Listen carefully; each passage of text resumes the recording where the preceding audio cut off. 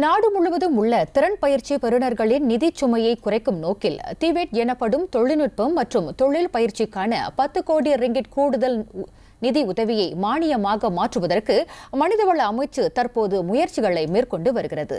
டிவேட் 2.0 உயர்திறன் திட்டத்திற்காக 10 கோடி ரிங்கிட் கூடுதல் நிதி ஒதுக்கீடு செய்யப்படும் என்று பிரதமர் முன்னதாக அறிவித்திருந்ததை தொடர்ந்து இந்த திட்டம் குறித்த பரிந்துரை அடுத்த கட்ட பரிசீலனைக்காக அமைச்சரவைக்கு கொண்டு செல்லப்படும் என்று அதன் அமைச்சர் டத்தோஸ்ரீ ரமணன் ராமகிருஷ்ணன் தெரிவித்துள்ளார். இது குறித்து இன்னும் இறுதி முடிவு எட்டப்படவில்லை என்றாலும் திறன் பயிற்சிக்கான வாய்ப்புகளை மேலும் விரிவுபடுத்துவதற்கு கடனுதவியை விட மானியமே மிகவும் பொருத்தமானது என்பதை அமைச்சரவைக்கு உணர்த்தும் வகையில் இதற்கான பணிகள் தீவிரமாக முன்னெடுக்கப்பட்டு வருவதாக ரமணன் கூறினார். இதனிடையே டிவேட் திட்டம் மற்றும் அரசாங்கம் ஏற்பாடு செய்துள்ள பல திட்டங்களின் வழி இந்தியர்கள் பயனடைய மேலும் முயற்சிக்க வேண்டும் என்றும் அவர் கேட்டுக்கொண்டார். டிவேட் சம்பந்தமா நம்ம பார்த்தோம்னா நிறைய ப்ரோக்ராம்ஸ் அவங்கள ஜாயின் பண்றாங்க.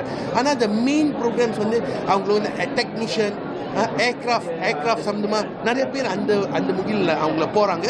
ஸோ நம்மள இந்த இன்சென்டிவ் இந்த இனிஷியேட்டிவ் நம்ம கொடுத்துட்டே இருப்போம்.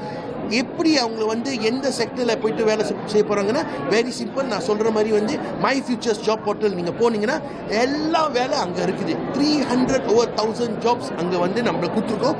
200,000 தான் நம்ம அப்ளை பண்ணிட்டு ஆள் அந்த ஆப்பர்ச்சுனிட்டி எடுத்திருக்காங்க. இன்னும் 100,000 மேலே இருக்குது. தயவு செஞ்சு அப்ளை பண்ணிட்டு இந்த வேலை எல்லாம் எடுத்துருங்க. இந்த வாய்ப்பு நல்ல வாய்ப்பு. அவங்களே அந்த சிஸ்டம் காமிப்பாங்க எந்த வேலை உங்களை சூட்டபிளாக இருக்கும். ஓகே. இன்று கோலாலம்பூரில் நடைபெற்ற டிவேட் தொடர்பான நிகழ்ச்சியை அதிகாரப்பூர்வமாக தொடக்கி வைத்த பின்னர் ரமணன் செய்தியாளர்களிடம் பேசினார்.